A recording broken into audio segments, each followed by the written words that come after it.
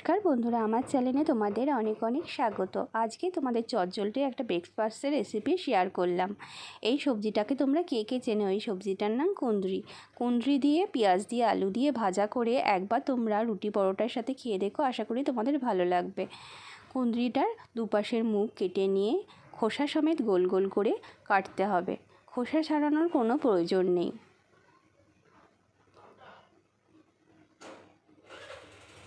এবার gas oven ধরিয়ে বাটির মধ্যে জল নিয়ে তার মধ্যে সামান্য পরিমাণ লবণ দিতে হবে।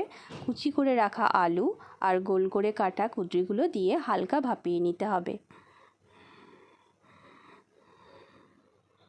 এরপরে কড়াই বসাতে হবে। কড়াইয়ের মধ্যে সর্ষের তেল দিয়ে তেলটা গরম হলে একটা বড় সাইজের কুচি করে রাখা পেঁয়াজ দিয়ে দিতে হবে। পেঁয়াজটা একটু লালচে করে ভাজতে হবে।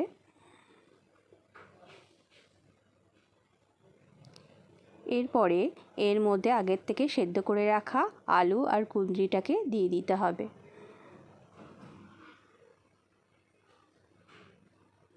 এরপরে স্বাদ অনুসারে লবণ দিতে হবে ও সামান্য পরিমাণে হলুদ দিতে হবে। দিয়ে আবার নাড়াচাড়া করতে হবে। এইভাবে কিছুক্ষণ নাড়াচাড়া করতে হবে। তারপর একটা ঢাকনা দিয়ে ঢেকে রাখতে হবে। ভাজা ভাজা হয়ে গেলেই আজকের রেসিপি কুঁদরি দিয়ে আলু দিয়ে পেঁয়াজ দিয়ে ভাজা তৈরি। তোমাদের রেসিপিটা যদি ভালো লেগে থাকে তাহলে আমার চ্যানেলের পাশে থেকো, সাথে থেকো, সাবস্ক্রাইব করো। তোমরা সকলে সুস্থ থেকো, ভালো থেকো, টাটা।